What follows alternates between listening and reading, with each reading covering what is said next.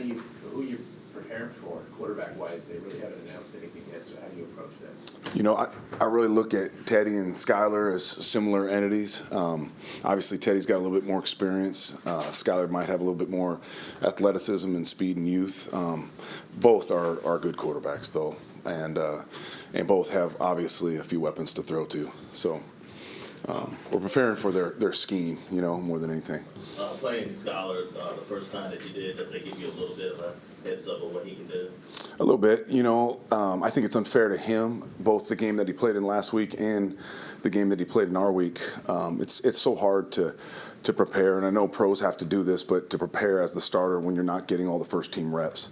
So in our game, he didn't have that, and last week he obviously didn't have that. So it'll be interesting, regardless of who starts. They're going to get the majority of the reps. So I think we'll see a better version of them either way.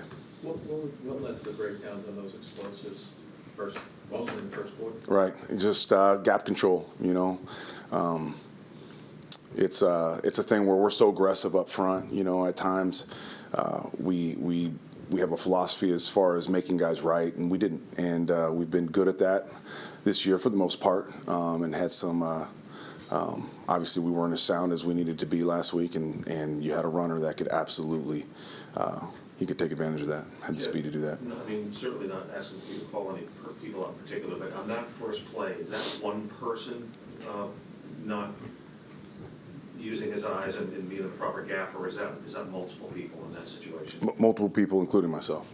That's it. Why do you think tight ends have had so much success against you guys? Sometimes when you play a zone and you're not matched to the interior guys as tight as you are to the edges, sometimes they can get some mileage on you. It's definitely something that we'll look at, though, and it's definitely something that we're not okay with, especially some of the games where we've given up substantial yards to tight ends. So it'll be addressed for sure. It seemed like after that first play from scrimmage, it took you guys a while to settle down a little bit.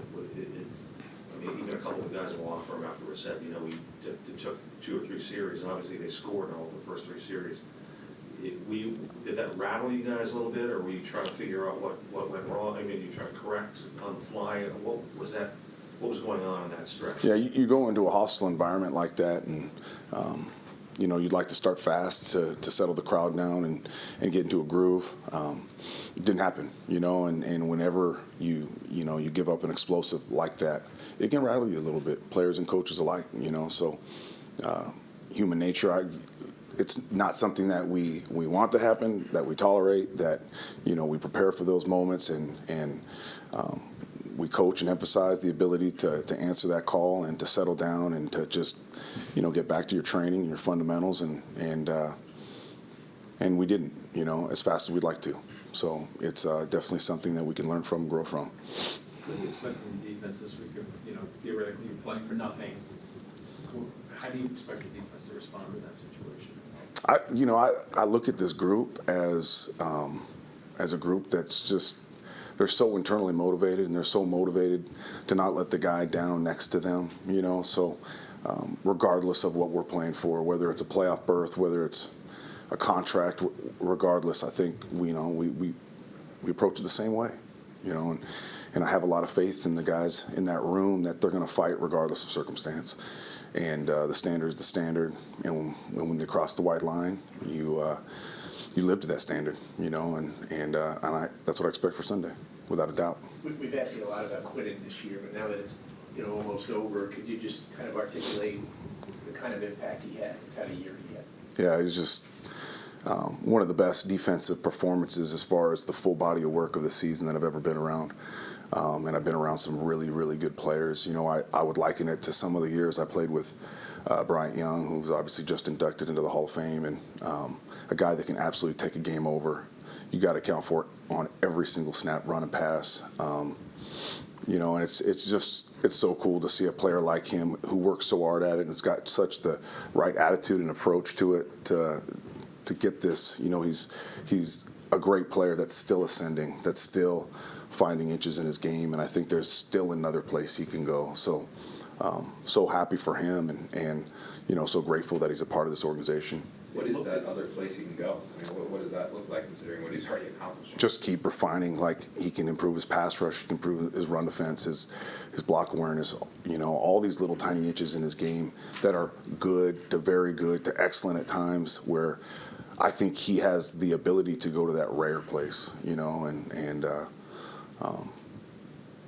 it's really cool just to watch him operate and just commit to the process on a daily basis. And you know, we all know guys that are superstars, they can get out of whack sometimes, and he is absolutely not that guy. He's so grounded, and he's such a great teammate, such a great human being that deserves all the accolades that he's getting this year. And I really believe he's going to go to another place. Is rare place, like when you say that, do you mean all pro, or are you talking even higher than that, like this guy's potential Hall of Fame player? Well, I think Hall of Famer has sustained success for a long, long time, but I definitely think he has that all-pro status coming for sure.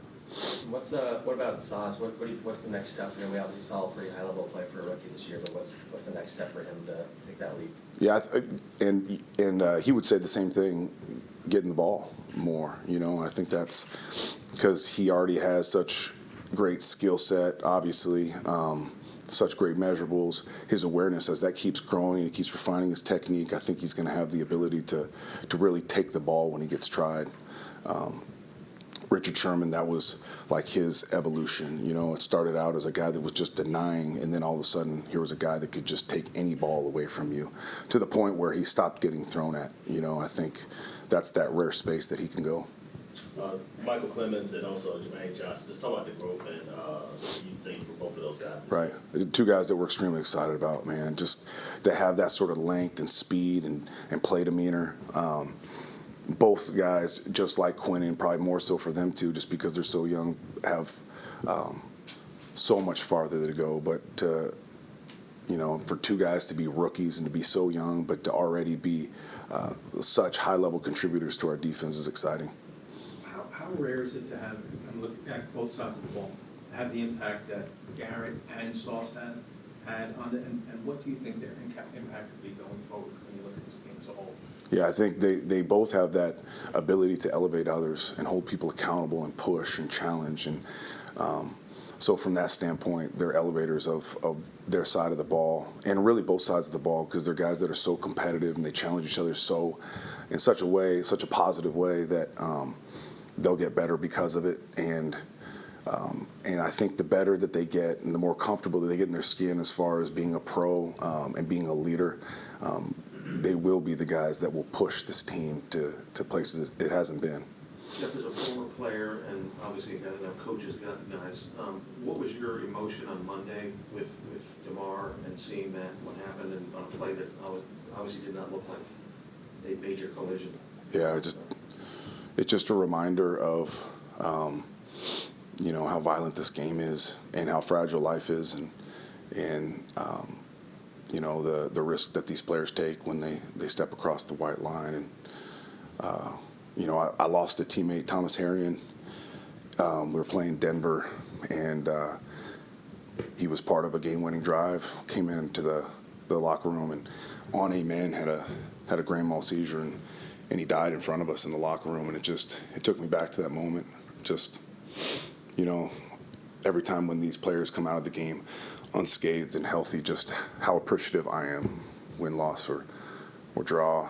And I think it's a reason that the connections and the relationships of football players, I think, is so deep, because there is a level of risk when they play this game that brings guys together on a deeper level. But it just praying for his family, praying for the young man, just, you know, it's so sad, and it bothers me on a very deep level to think that, you know, just keep praying for him.